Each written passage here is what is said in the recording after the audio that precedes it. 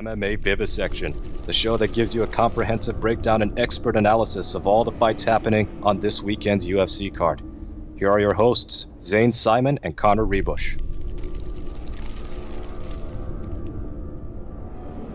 Hey everybody, welcome back to the MMA Vivisection with me, Zane Simon, and my co-host, as always, Connor Ruebusch. We're here once again talking about the UFC event, UFC 250, going down in Las Vegas, Nevada, at the APEX Center, and headlined by a women's featherweight title fight between Amanda Nunes and Felicia Spencer. And what do you think? Do you think Dana White will actually be cage side and wear a mask, or will he just go full child meltdown and show up without one and get fined, or just stay home in his room? Yeah, you don't think he might be watching from a bunker somewhere? It's hard to say how Dana's feeling at this moment, right? It's true. Yeah. I don't know. Weird circumstances to have a card like this. Even like we thought we had weird circumstances for the last several cards. shit is really popping off now. So we have a very interesting context for what is, I think, a pretty good card. I don't know, like a this card got a lot better over the past 2 weeks. All credit to the UFC on that. They basically started with the worst possible fight card that they've ever made. Yeah, it was like Nunes Spencer, Bird Pitolo, and Heinisch Mearshart. I think maybe Magny Martin was on there.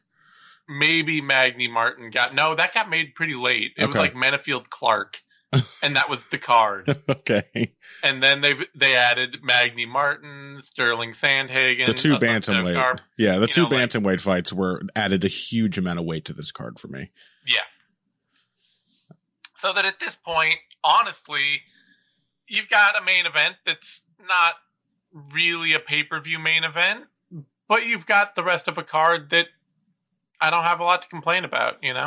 Yeah, I think the thing is I'm often so divorced from people who still like consistently pay for these things that when I'm like evaluating a card and I'm like, yeah, I don't think it's that bad. I don't understand why people are complaining. That's usually the big backlash. And people are like, it's not worth $65. And you know, the fair point. Well, and there's always that thing, too, with the UFC these days where it really kind of has to live and die on the main event so often. Well, right. But in this case, I think the body of the card is what makes this one interesting. It's not bad. Even the body of the pay-per-view is like... Yeah, it's good. Yeah, I'd much rather see a pay-per-view loaded with bantamweight fights than heavyweight fights. Oh, yeah. 100%. All right, well, let's dive into this main event, women's featherweight fight, Amanda Nunes, Felicia Spencer.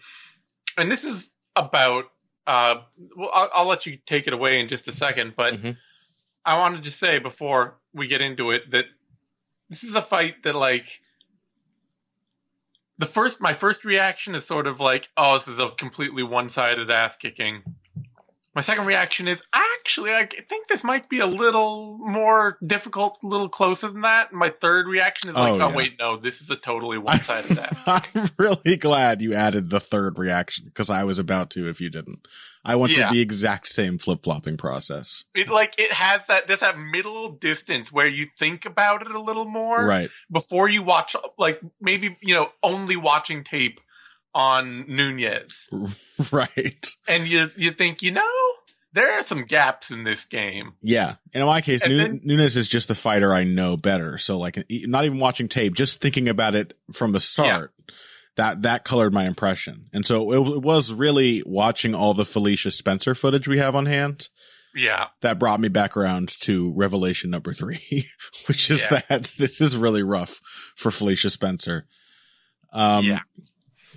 Yeah, like okay, so the reason for the second stage for opinion number 2 is that obviously this is at its core, or in the broad strokes, an interesting style matchup. Nunes has had problems earlier in her career with gassing out when she's forced to grapple with people. She has had problems with aggressive top players. Yep. We saw Kat Zingano. We saw Valentina Shevchenko even had some success on top of her in their first fight. We've seen numerous examples over the years of her struggling with that. And then you watch her footage, or you're just more familiar with how she fights. And so, like all the little things she doesn't actually do all that perfectly. Yeah. The little weird lulls and lapses. She's also got a bit of, the Shevchenko disorder. Yeah. Where she will, like, despite being clearly a much better striker than her opponent. Yeah. She will often end up opting to wrestle and grapple with her opponent because she's still not actually an entirely comfortable striker. Sure. In prolonged exchanges. Yeah, sure. So there's all these little things, but then you watch like Felicia Spencer, and as you do that, you have to be asking, like, how good of a takedown artist is Felicia Spencer? No. And yeah, she's just not good enough. Like, that's where it really falls apart. Nunes is not the greatest defensive wrestler in the world, but she's strong, she's big, and she does damage in the clinch when people get in there. And if you watch like her fight with Raquel Pennington, she just like stiff arms Pennington out of the clinch and punishes her with strikes every single time. She has no difficulty whatsoever just stuffing those takedowns over and over and over again. And Spencer's a lot more dangerous if she does complete a takedown, certainly, than someone like Pennington. She really is like a top-notch fighter on the ground, as far as these divisions go. She's really up there. Yeah. But, I don't know. She got shut out by the straight punching more than anything else of Cyborg. Yep. And shut down in the clinches. I think at this point, Nunes is probably still not quite the wrestler that Cyborg is, but at this point, I do think she is probably the more shocking puncher. She's faster. I mean, she certainly was when she fought Chris Cyborg. Right, of course. And Cyborg just hasn't been delivering the same, like, surprising power to people anymore. I think she's lost a bit of hand speed. Yeah. Nunes still, her hand speed still flourishes. So, she'll probably do to Spencer something a lot like what Cyborg did to her. Probably maybe a slower, more measured version, depending on how Spencer brings the fight. But I suspect that Nunes will actually succeed in knocking her out in like around the middle rounds. After it is a little hard for me to think of this fight going 5 rounds if it goes like Cyborg's fight with Nunes. I mean, Spencer, she did demonstrate some incredible durability. Yeah, but there's also there's a very forgotten arc of that Cyborg fight because, and I hate to blame any one person for this kind of thing, but because of Joe Rogan, the entire narrative of that Spencer Cyborg fight became, is Cyborg getting tired? Oh, right. Joe loves that. Yeah. Cyborg, who has always had great stamina and demonstrated great stamina once again in that fight. Yeah. And so, and even if you don't think Cyborg got tired in that fight or did not get meaningfully tired, like me and many other intelligent people, that still becomes the narrative, is either, yes, I agree with that stupid thing Joe said, or no, I don't. Mm-hmm. And it was clearly complete bullshit. And what was forgotten is just how badly Cyborg beat Spencer. Right. Like, that, I was looking at this, watching that fight again, seeing the stats come up round to round, and it was like Cyborg landed 40 strikes to Spencer's 20 in round 1. And then Cyborg landed 30 strikes to Spencer's 5 in round 2. And then Cyborg landed 35 strikes to Spencer's 6 in round 3. Do you want to hear the total stats? Yeah. It's Felicia Spencer, 38 of 85. Chris Cyborg, 122 of 216. Yes. Yeah. She tripled. she tripled up on Felicia Spencer. Yeah. If this is a 5-round fight of that, right, it does not go 5 rounds. It becomes the, you head into the Tony Ferguson, Justin Gaethje territory, where even if Spencer is really tough, a fighter's not going to take forget that comparison, Zane. You head into what we call Nunes Pennington territory. We have seen this from Nunes before. Nunes Pennington or Teixeira Smith. Sure. Like, just saying, we have seen Amanda win a fight like that before. Yeah. Where if one fighter just cannot fight back in a functional way and is getting beat up that much, it's just not going to last all 5 rounds. Yeah, and that fight should not have lasted. Oh, it actually didn't. It still didn't make it to the end of the 5th round, did it? Exactly. Yeah. So, there is an opportunity for Spencer. The biggest opportunity for Spencer is honestly Nunes' own ability or own willingness to try to grapple. Right. Which, like we saw in her Jermaine Durandamy fight. Although I think it was actually crucial in that one to evade the success Durandamy was having with her striking, and it's not going to feel like that in this fight. Yeah. We don't know how much of Nunes' decision-making in that fight was based around her opponent and how much is just based around what she wanted to do given the opportunity. Because it is notable, like, Durandamy clinched Nunes up, and Nunes jumped on a guillotine. You know? Mm-hmm. I have a feeling it was somewhat opponent specific. Yeah. Durandamy is one of the few women in these divisions who Nunes could take down, I think, with that much consistency. Yeah, yeah. But it was notable. It's one of those points of worry. Right. But yeah, otherwise, like, we haven't seen that happen to her against, Holly Holm, who loves to clinch, or against Raquel Pennington. She did give up a takedown at one point, so there is a worry there. It can happen. But Pennington's even probably a better wrestler than Felicia Spencer, frankly. I mean, Spencer was looking lost standing up to Zara Fairn before she finally got a body lock and was able to eventually trip her. Her wrestling and distance closing is really honestly bad. Yeah, my resistance to that statement is just I'm not sure how much better Raquel Pennington's wrestling really is, but yeah.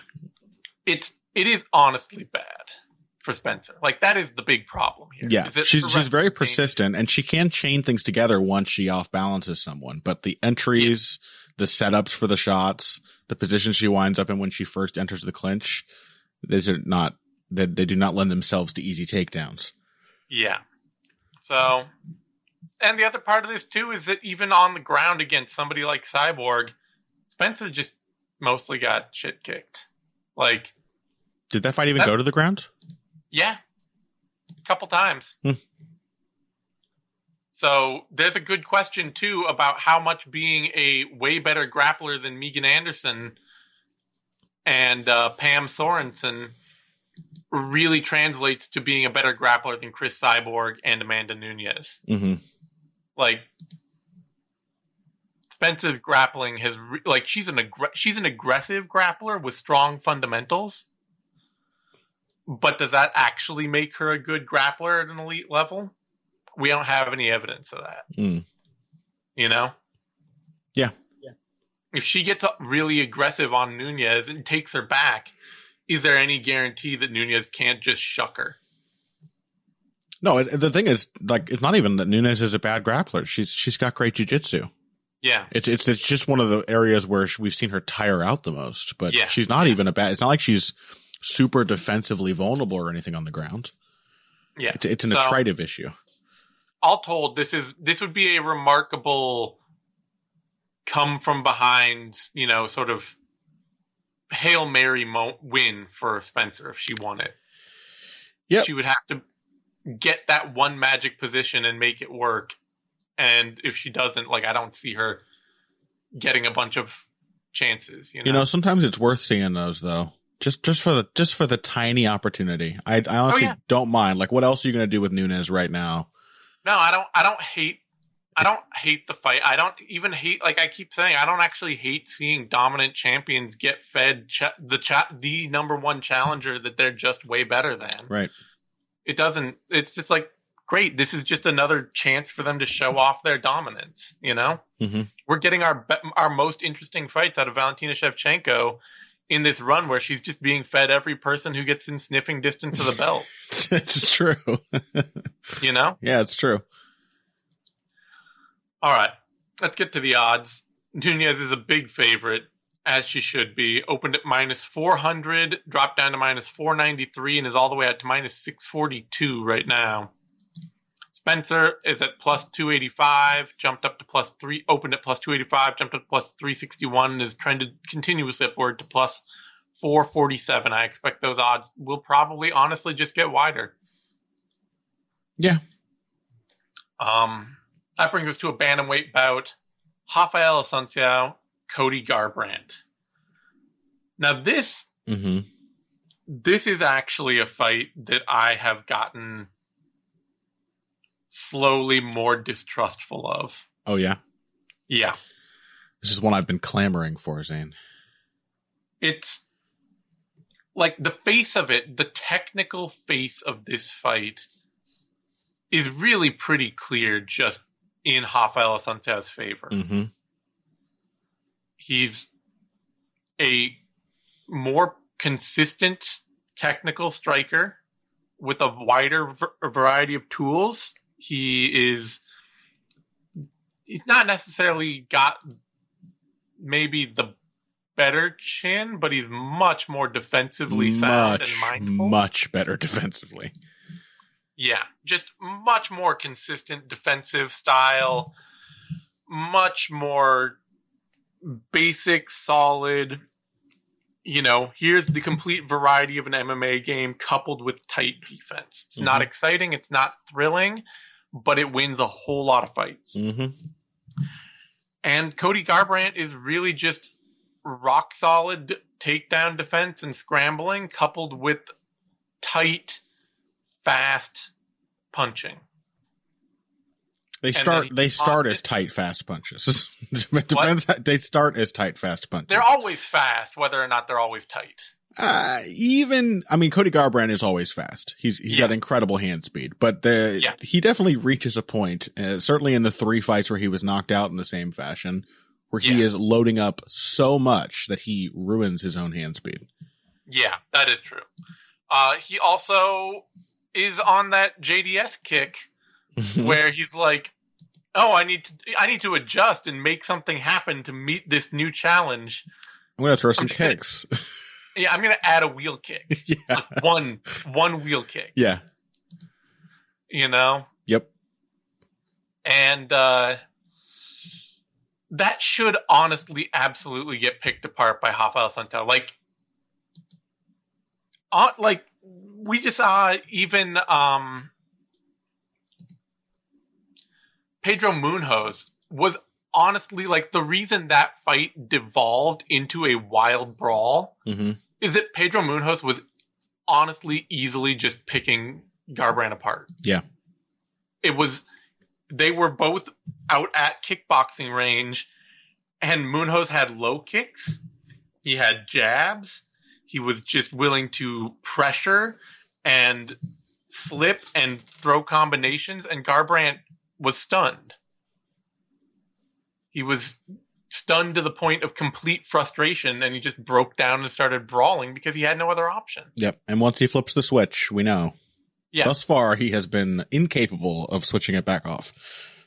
Now, the reason... So, like, on the face of it, easy fight for Assuncao. Yeah. But there are 2 distinct problems here. Mm-hmm.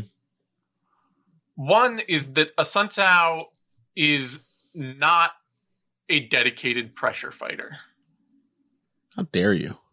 He is still very reliant. His ideal fight is one where he can have an even, open pace, where he can pick his shots, be a little bit creative, enough to keep you guessing, feint a little. You don't know if it's the low kick coming. You don't know if it's a jab coming. You don't know if it's that occasional really powerful cross he throws. but it's an even pace. Mm-hmm. And if you start to if the fight starts to get a little wild, if the pace starts to pick up, he has to rely a bit on his ability to scare somebody back off with that bit of surprising power. Yeah. And the other thing is, it's got to be said, the poison that has been the bane of Assuncão's recent career has been hand speed. It has been that he really honestly just cannot pick up the pace with somebody who is just a lot faster than him. And that is a complete danger from Cody Garbrandt. Like, you know, it wasn't some wonderful point of technical magic that got Assuncao knocked out by Marlon Moraes. Yeah. It depends if you think a couple of really quick hooks that cracked him as he was out trying to find range and keep the pace slowed down. Do you think a corner has been turned between the two Moraes fights? Because he was certainly capable of it in their first fight, of getting a read on. There's two corners turned in that fight. Yeah.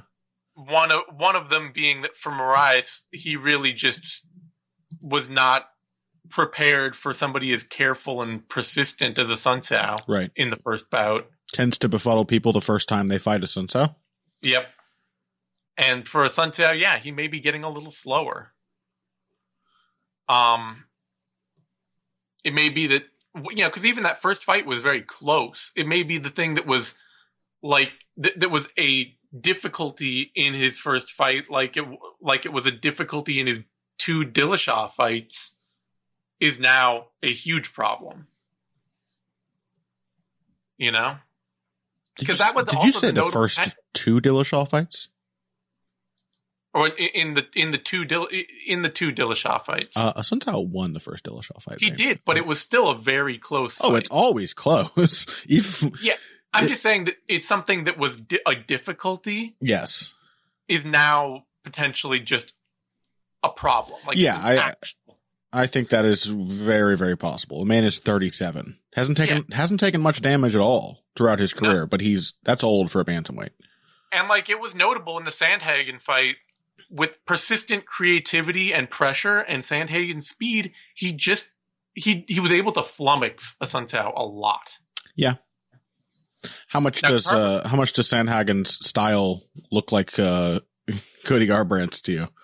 If you cut out all the kicking and the striking weirdness, all of the flowing broken rhythm combinations, all the touching, all the broken rhythm, all the kicking, everything else, the reach, certainly. There's a very pale imitation in there. Yeah. Just in the speed and the angling. Yeah. Between them. But I'm not going to try to say that Sandhagen's a perfect port. But it's enough to have me honestly concerned. Yeah. Because Assuncao is not going to push. He's not going to be Pedro Munhoz out there. You know? Sure. But he's not going to go out and just push on Garbrandt and push him into really into the levels of dumb mistakeness that somebody like Munhoz would. But he could be TJ Dillashaw or a better version of, say, Henry Briones, with whom Cody Garbrandt had a pretty slow, close fight back in the day. Yeah. Yeah, no, and he should be able to do that. Garbrandt doesn't exactly push the pace himself. We learned in the Cruz fight he's way better when he's the counterfighter himself. Yeah, it'll be a fight that both of them get the rhythm they like. Yeah. And Assuncao should be able to win that fight. It's just I have legit concerns. Yeah. You know?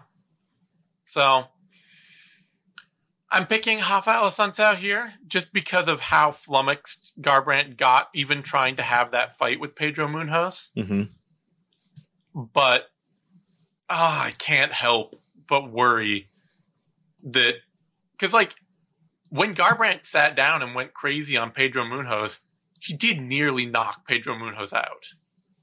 Sure. You know? Pedro Munoz, who doesn't have, 10% of the defense of Raphael Assuncao, but does have a titanic chin. It's true.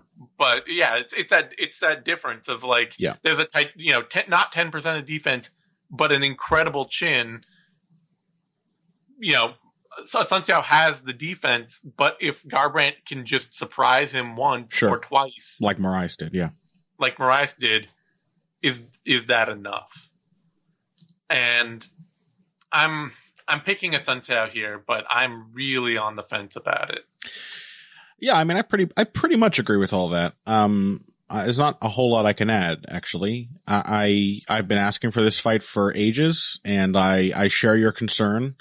Probably with like a more poignant pang of feeling, because I love Raphael Assuncao so much. Yeah, no, I do too. And it's the reason I wanted this matchup. After Cody Garbrandt got knocked out by Dillashaw, I was like, oh my God, now's the time.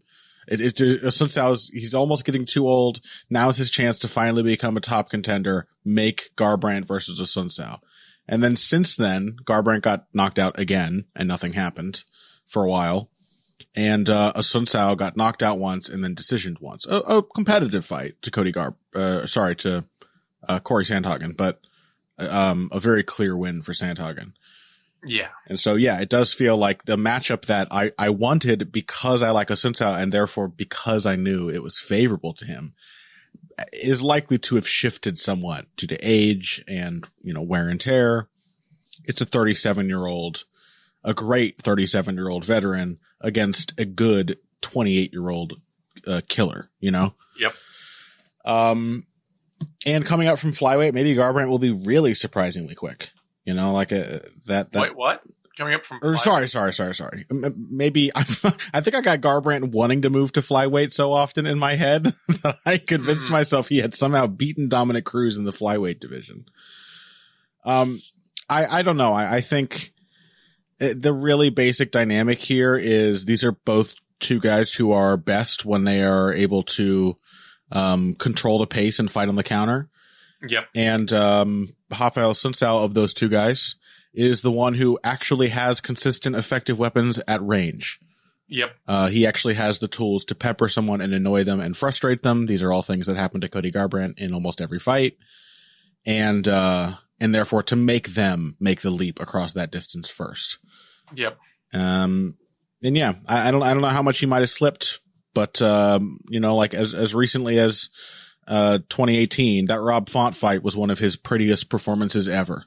Yeah. So I think, if you don't have a speed advantage on Assuncao still, like he clearly can just put a clinic on people. But I don't think it's just the speed. I think it took Marlon Moraes sort of figuring out Assuncao's rhythm to be able to knock him out in their rematch as quickly as he did. Yeah. He also offers a more diverse threat. Yes. Than Cody Garbrandt. He keeps people guessing. Yes. And then I really attribute I just think even at his best in his prime, I think Cory Sandhagen would have beaten Raphael Assuncao. I just think. Yeah. I think you're right on that. I think it's just, it became more apparent to me that like in that Sandhagen fight or Sandhagen fight, it became more apparent to me that that the speed is a secondary factor. Like, sure, I think Sandhagen's reach and volume were easily and pressure were easily as much a part of that loss. Oh yeah, no. I'm not saying they weren't. I'm just saying as a secondary factor, like that was the connecting tissue to me from Moraes and Sandhagen. Right. It was what clarified for you the idea that Assuncao's speed is probably dropping. Yeah. Is it just was like, oh wait, he really can't match these people. And then it was like, okay, he can't match that speed. And then with a fighter like Sandhagen, it's like, oh, and now he's stuck in this whirlwind variety that he can't track. Yeah. Like, there's a whole level here that, as you say, he might always lose to Sandhagen because, like... Yeah, it's a guy who's just going to keep him on the end of his long arms, just peppering him and feinting him and not allowing him to get a good, clean read of when he's supposed to throw the counter. Like, it was a tough matchup, Yeah. I think basically, to sum it up, I already said I didn't have much to say, and I've already said too much. So I will say finally that the question, like 80% of this, of the likely outcomes in this matchup are determined by the question, can Cody Garbrandt be a better parallel to Marlon Moraes, Cory Sandhagen, TJ Dillashaw than Raphael Assuncao can to TJ Dillashaw? And I think Assuncao easily still has the advantage in that question. And then there's like at least a 20% of the outcomes are determined simply by how shot is Assuncao and will Garbrandt hit him clean on the chin. Yeah. Yeah. The other thing that'll be interesting to see is if Garbrandt hurts him and doesn't finish him right away, what will the follow-up be? But yeah. I honestly think if he does hurt him, he'll probably just put him out because he's pretty good at finding. He's good at finding the target over and over again. Sure. Yeah. Just not at hiding the target over and over again. Yeah.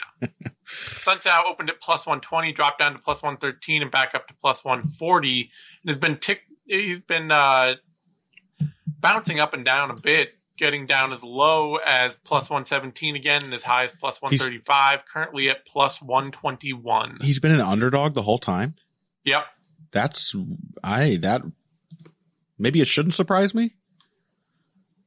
But like, there's a reason I've been asking for this matchup for like 3 years. Yeah. It's a favorable one to Assuncao at its core. Garbrandt opened at minus 140 and is currently at minus 146. Not nearly as much bouncing up and down for him. Has been as low as minus 172. Interesting. All right, that brings us to a bantamweight fight. Aljamain Sterling, Cory Sandhagen. And I'm glad you're going first on this one. Yeah, this is an incredibly tough fight. These were the two fights that were added that made me like completely flip from being like, oh my God, 250 is going to be terrible to I need to watch this card. Yeah. Assuncao Garbrandt, there's a couple of like asterisks and X factors there due to the time when it was made. Sterling Sandhagen is just like top flight. Who's the contender? Meaningful, big bantamweight fight. It is one of many, because this is the bantamweight division, one of many fights to make. But because of that, it feels like the fight to make in this division right now. You want to know the real hell of it, though? Yeah. If Garbrandt knocks Raphael Assuncao out, he's going to get the title shot. Yes. Yep. Mm-hmm. Yep. Something tells me Cejudo will come back for that. It might, yeah. So this is such a tight matchup. It is so difficult. It's so difficult to get a clean read on how it's going to play out. Really, really, really broad strokes is grappler versus striker, right? Aljamain Sterling has wherever he has an advantage in this fight, it is nowhere is it bigger than on the ground. That is obviously where we have seen Sandhagen struggle. We've seen him do impressive things on the ground as well, but we've seen him in danger more on the ground, I think, than anywhere else. Yep, he's wild on the ground. He's incredibly slick and slippery, but right. He's very willing to enter the grappling exchanges, right, without positional control. He's just as bold and aggressive as he is on the feet, but on the feet, people are usually at the end of his reach. Yep. So it gives him a lot more sort of flex, I think, a lot more leeway to make mistakes. And, on the flip side of that is the fact that it's Aljamain Sterling, who is the best grappler in this whole division.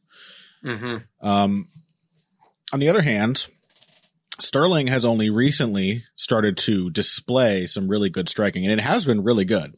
Yeah. Especially considering where he started. Yeah. And it's come against high-level opposition.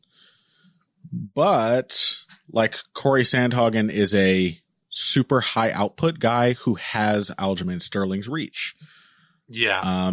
Brett Johns, Cody Stamen, Jimmy Rivero, Pedro Munoz. What's the common thread here? Mm-hmm. They're kind of short, Zane. Yeah. The kind of short little fire plugs. Munoz is probably the least short of them, right? That's my guess. Let me see. I'll check. He's 5'6", 5'6". Just so you have something to compare while you're finding the numbers. Sandhagen is 5'11" with a 70-inch reach. 5'11". Munoz is 5'6" with a 65-inch reach. Yeah. Rivera is 5'4" with a 68-inch reach. Cody Stamen is 5'7" with a 64-inch reach. And Brett Johns is 5'7" with a 71-inch reach. Okay, but this is interesting. Here's another number for you. Another pair of numbers. 5'8", 71-inch reach. Whose dimensions do you think those are? Yuri Alcantara, who just about beat Cory Sandhagen.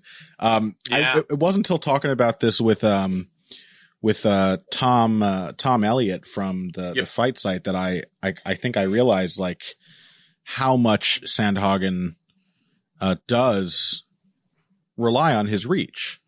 Mm-hmm. It makes him look really, really slick because, like I've actually like said this I think for years off and on. It's because he's so aggressive with his reach. It allows him to look slick because he is constantly making the other person deal with his reach. It's a very good trait to have. It's a very good tactic to rely on. But with reach parity, and the very significant threat of a takedown, more significant, more a thing to worry about than it probably ever has been before.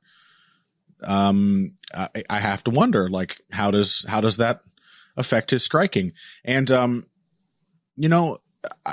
are two more things I'll say about this. Aljamain Sterling made a litany of shockingly correct calls in his fight with Pedro Munoz. Yes. In fact, all of his fights recently have been really smart performances. He has looked both prepared, but also like poised and relaxed and willing to adjust. And against Pedro Munoz, there were some really critical moments where he needed to stand his ground or find a way to angle off. He needed to teach Munoz a lesson without exchanging with him. And he did it over and over. Like, Munoz had significant moments of success. It was crazy aggressive in that fight. And Sterling did everything he could to keep him at bay and did it well enough to clearly win. Those were hard calls to make against a scary, aggressive fighter, and one who is, while he doesn't have Sandhagen's reach, is a bigger puncher than Cory Sandhagen. So I think that actually speaks very highly of Aljamain Sterling's striking and how it fits into his larger game. There's also things like at the beginning of his Jimmy Rivera fight, how aggressive he was. He just smashed Rivera against the fence and made him start defending grappling exchanges right away. This is not what we think of as the Aljamain Sterling style, but it just shows that he has a lot of adaptability in his game. And then on the other hand is the fact that I watched Cory Sandhagen's fight with Raphael Assuncao again, and he definitely makes a lot of hay with his reach advantage. He backs Assuncao into the fence. He keeps him on the end of his jab. He lands a lot of body shots, and every time he does that, he ends up in the clinch. Yep. Every single time. And Cory Sandhagen has been compared many times to Carlos Condit, and one reason for that is that he does not preemptively defend takedowns. He will counter them, and he will try to reverse them, and he can do good work with that. He's a very flowy fighter. He, like Sterling, is remarkably relaxed. In fact, he's probably more naturally relaxed in the cage than Sterling has ever been. But he gives up those takedowns. He gave up a few to Assunção. And he's going to be putting himself, even when he's being successful, into the range where he has to deal with that. So I'm taking Aljamain Sterling here. Yeah. It's a great matchup. It's so fascinating. It is. So one of the things that I want to talk about then, before I get into making any pick, is my one other concern about Sterling that I don't know has been addressed. As you say, Sterling has made some clear, great adjustments to his game. And he's done it, like that performance against Munoz, that showed the biggest, most important adjustment that we've been waiting to see from Sterling for a long time. Yeah. Which is that he was actually willing to sit down at the end of Munoz's range throw a strike or two, slip something, and then throw another strike. Mm-hmm. Layers. He was willing to stay in the pocket to continue an exchange, which in the past, Sterling has always been the kind of fighter who was either way outside, trying to keep his opponent out of the distance, or crashing the clinch to stay out of that middle distance where he was incredibly defensively vulnerable. Mm-hmm. We have seen, I think, in shades that style that bloomed in the Munoz fight. I think we've seen it developing probably since the Augusto Mendez fight. Mm-hmm. But it was like a whole new level of confidence in that skill set. This was the point where it finally clicked. Yeah. It was finally no longer the two-stage Aljamain Sterling all the way in, all the way out, but a full continuous, I can keep this exchange going at all stages into and out of the pocket. Yep.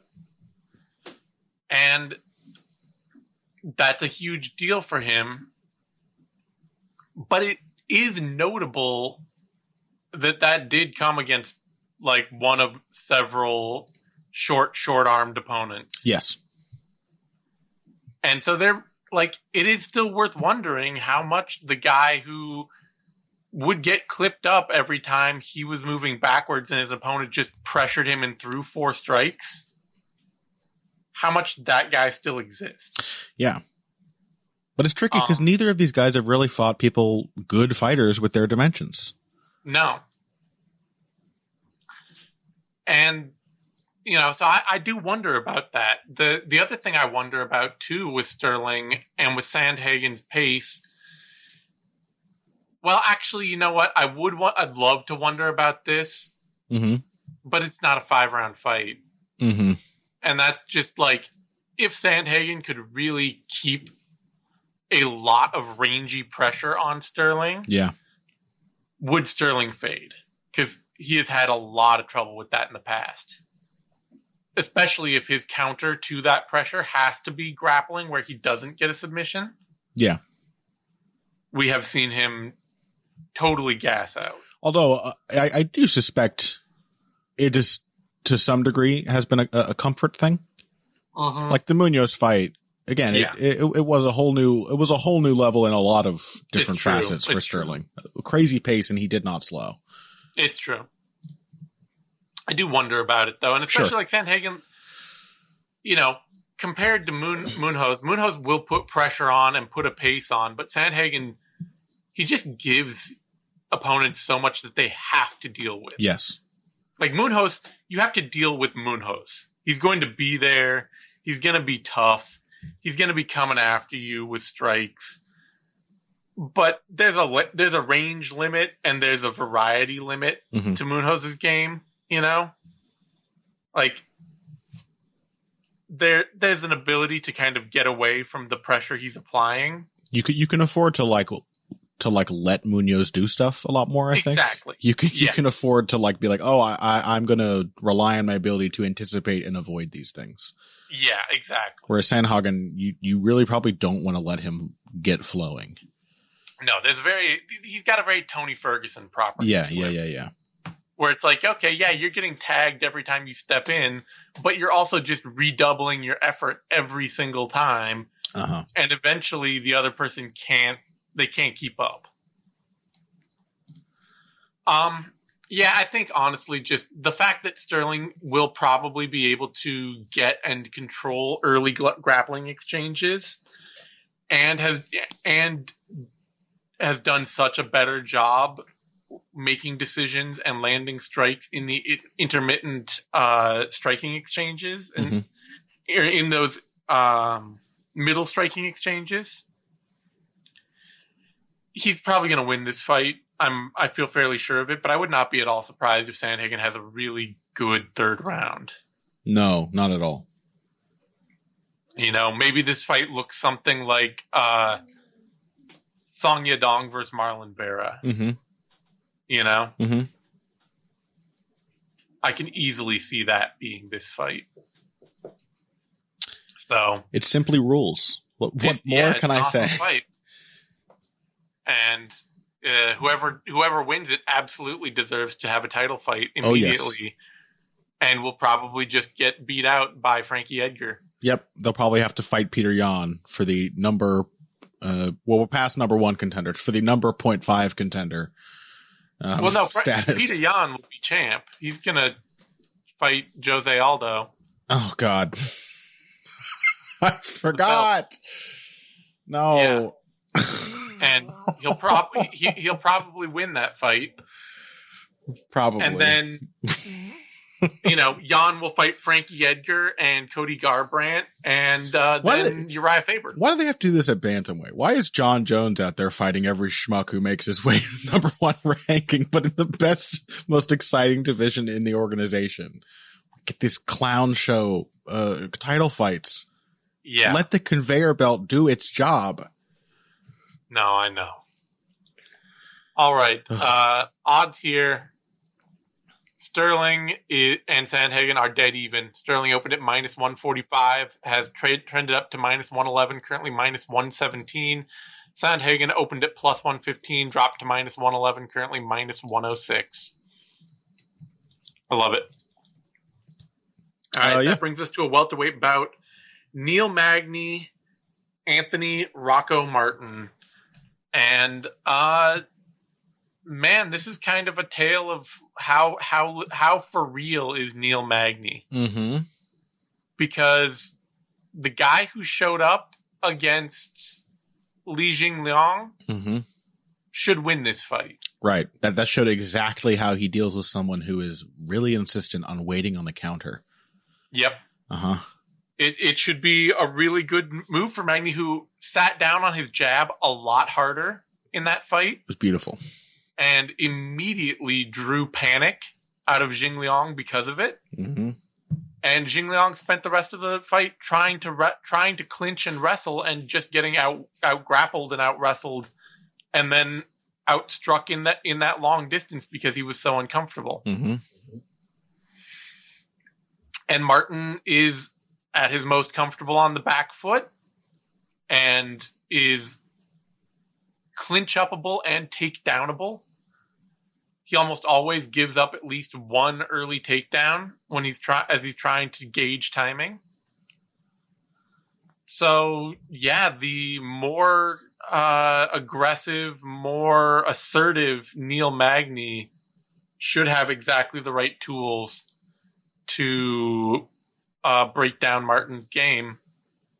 But if that guy goes away and we get the classic in rhythm double jab pump Neil Magny, kind of pop in and out, hop in and out without really taking any real chances, without really ever letting his hands go clean, then he'll get countered a lot by Martin. Mm-hmm. I'm gonna pick Magny here. I just think that, you know, what we saw out of him last time should work this time, and Martin is still kind of a fighter who, like, the best, most assertive version of his style is one that is sort of predicated on either single big moments working or having opponents who really just cannot strike with him at a distance. You know?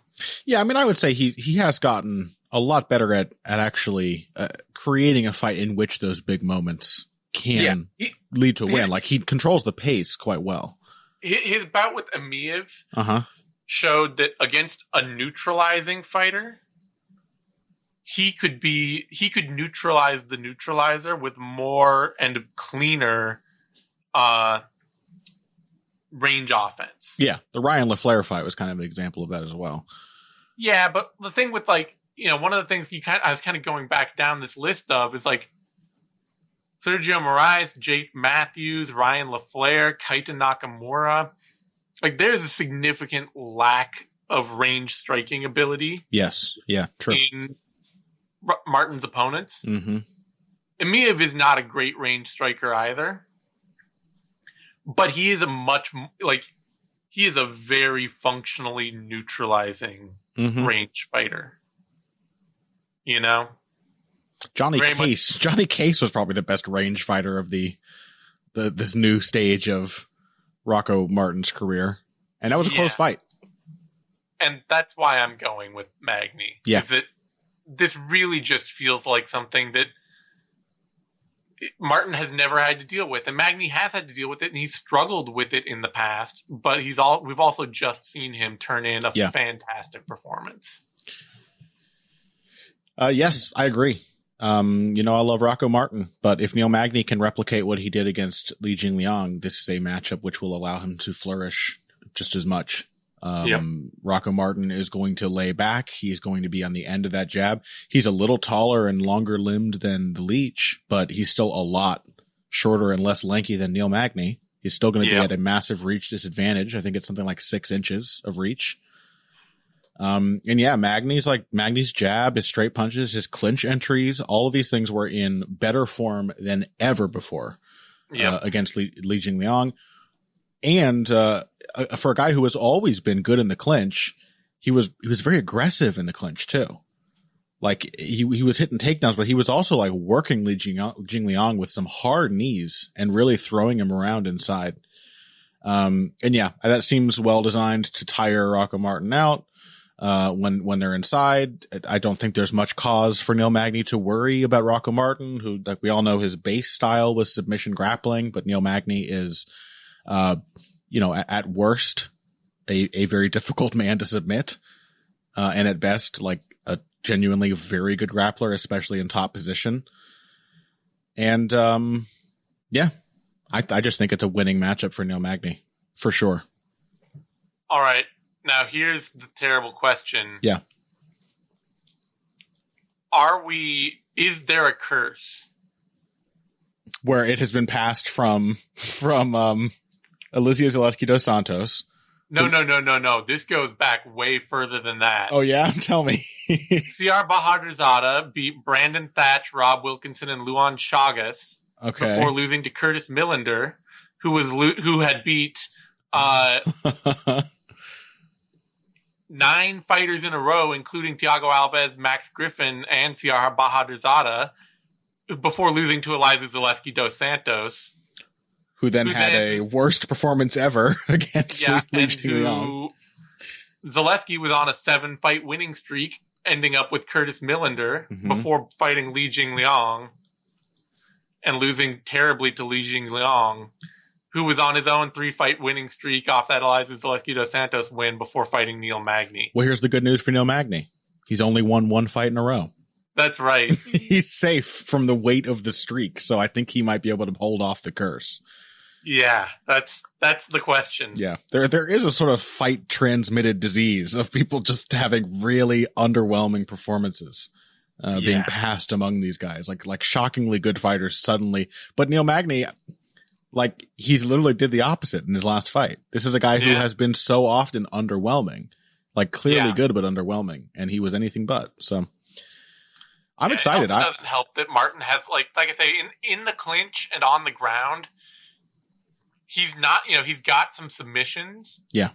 And he can wrestle a bit, but he has a really bad habit of being the first guy to make a mistake and have to fight his way out of it. Not super patient. Yeah. And Magny's not the world's best grappler, but he is the kind of guy that if you're going to make the first mistake, he can often just take advantage of that and ride it. Oh, yeah. I mean, who has out-grappled Neil Magny? RDA. And fantastic grappler. And Damian Maia. Of course. Yeah, they're two and fantastic. Sergio Moraes. Yeah. And, it's happened a few times. Like I'm saying, against elite grapplers, Magny will get shut out pretty quick. Right. But they have been the same class of grapplers, I think, that have also beaten Rocco Martin over the years. So Dariush, Albert Mercier, Maia, these guys have also beaten Martin. So it's not Magny doesn't make the big obvious mistakes. Not at all. Odds on that fight, Magny is the favorite. Opening at -150, currently at -146. Not a lot of movement on that line at all. Martin opened at +130, currently over at +121. That brings us to our final fight on the main card, Eddie Wineland, Sean O'Malley. You know what makes me sad, Zane? Phil McKenzie.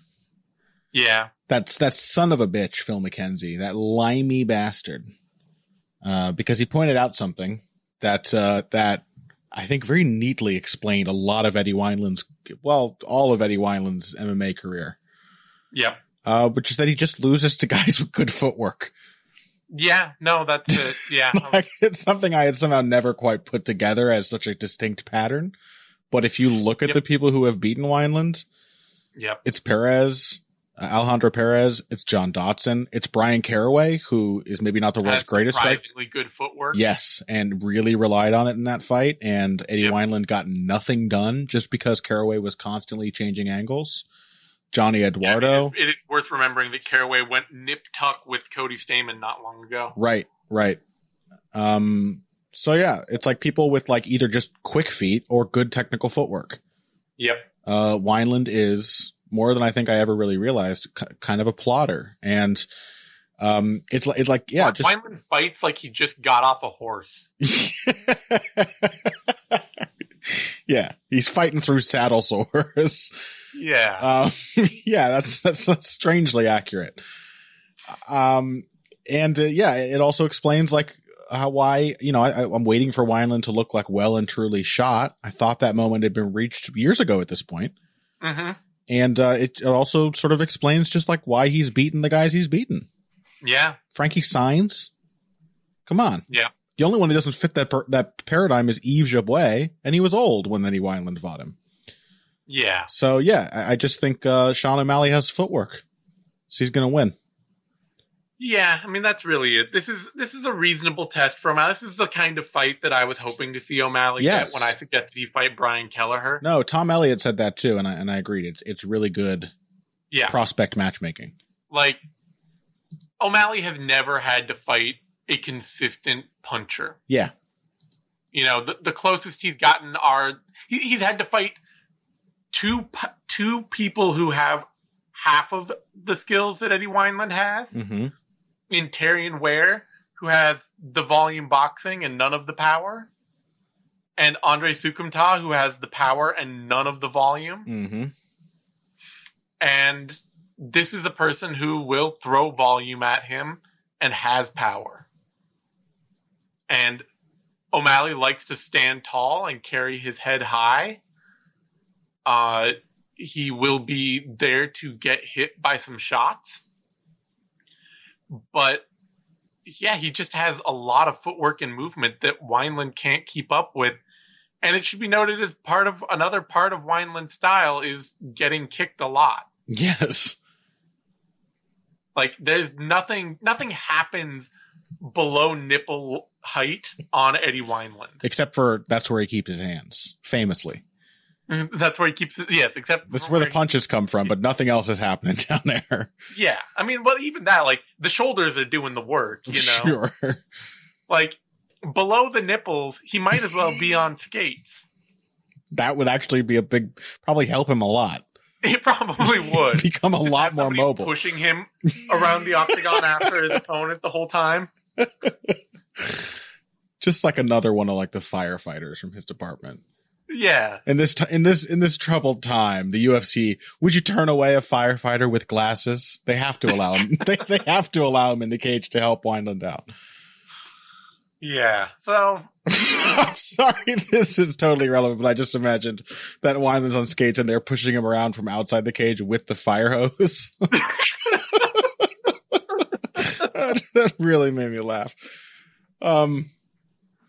Yeah. To the point of Wineland still being like a consistent puncher, like he definitely showed his age, I think, in that Grigory Popov fight, but he also showed his craft, and a quality he's always had. Something that I always love seeing in fighters. One of the reasons I've always loved Eddie Wineland is that he becomes very dangerous when you have him in trouble. Yeah. And that is also something that Sean O'Malley has not. He's been able to overwhelm everyone that he has hurt. Yeah. I mean, that's the thing with the Ware and the Sukumta parts of this equation are that Ware was there when he was in trouble and O'Malley was putting it on him. Ware was right there and hit O'Malley several times clean and hard. He just didn't have the power to make that count. It obviously, given that last fight, it matters when you let Wineland hit you on the way in. Yeah, and for Sukumta, he hit O'Malley a few times clean too, but he didn't have the consistency. Yeah. He didn't have the ability to deliver consistent strikes. Right. And Wineland has that mix. And, you know, the thing that, like, I know, you know, I'm making fun of Eddie Wineland for being so stiff and all that. And you hear Joe Rogan talk about, oh, he keeps his hands low and who should fight like that. But, like, honestly, Eddie Wineland is, like, he kind of set the tone for, like, he's that midpoint in the evolution of MMA striking. Oh, yeah. Like, before Wineland, you get a lot of guys, and you still see this a lot in MMA, who only fight way outside or way inside. They only enter in on straight lines, and they cannot initiate offense other than exchanging in the pocket. You know, there's no, like, Evan Dunham, who we'll talk about later, way down this card, is still very much that striker. Yeah. You know? It was the case when Wineland's UFC debut was against Antonio Benuelos. So if you want to see Wineland as like a pioneer, as the introduction of a new idea about how striking can work in MMA, that's the fight where it was introduced right there. Yeah, and so Wineland, you have this pressure counter fighter who is keeping his hands in position to stuff takedowns. Yeah. And relying more on his ability, like on body movement and head movement to slip strikes. Mm-hmm. Like, it's, you know, it's hard not to see that as a midpoint to like what became like Conor McGregor, you know? Yeah, absolutely. So it's a real evolution. Like the footwork isn't there for Wineland. The variety isn't there for Wineland. But it's a clear midpoint in the evolution of how MMA striking needed to evolve, and his style being like a very functional, necessary thing. There's a reason why, like, when I first became aware of Eddie Wineland, when I first started watching his WEC fights, I instantly fell in love with his style. Yeah. Like, it's one of, like, you know, Rogan's always going on with this whole, like, oh, you shouldn't teach anybody, you never teach anybody to fight like that. All that. It's like, no, this is way more functional than, like, 90% of his peers at the time he developed it. Oh yeah. Yeah. It was intentional. He knew what he was doing the whole time. Yeah. Yeah. It's a good fight. I feel sad for Eddie Wineland. This is just the nature of the fight game, that you have to set up fights where one guy is expected or even hoped to lose. But it's a test that O'Malley has to pass. You got to do it. And I'm glad, honestly, like what's the alternative? The UFC matches Sean O'Malley with Peter Yan right now. No, I'm happy to see them actually taking care of a good prospect. Yeah, like I said, I would have, I had suggested Brian Kelleher for this role. That would work too. Somebody who will actually like consistently get better and more persistent as the fight goes on against O'Malley, and who can change things up with some takedowns and stuff like that and actually work a functional game all across the board. But Wineland is a much more dangerous singular fighter. So. Yeah, it's a good fight. Yeah, it's a good fight. It's a good main card, like we said. It is. O'Malley is a huge favorite here. Opened at -400 and is currently out at -497. A lot of late money coming in on him. Wineland opened at +310 and is been trending upward to +366. Honestly, that's too wide. Oh yeah. Like, O'Malley looked fantastic against Jose Quinones. But, like, Quinones doesn't want to punch with, like, Quinones did not want to kickbox with Sean O'Malley. Quinones is exactly the kind of functional range kickboxer who would prefer to have the huge advantage so that he can do other things as well. Yeah. You know? Every time Jose Quinones has been in a firefight, he's become a wrestler. He's exactly the kind of fighter who can easily be rattled off of his striking game. Yes. And this is like, there's a real test O'Malley needs to have here against somebody who will not be scared out of exchanging with him and who can hit him hard. Like, O'Malley's defense, you know, he's much like Wineland and all the criticism he's gotten for being a hands-down head movement first fighter. O'Malley's a guy who is, you know, his defense is based around not being in a place to get hit, not around having all of his defense in the right place to keep him from getting hit. So I don't think this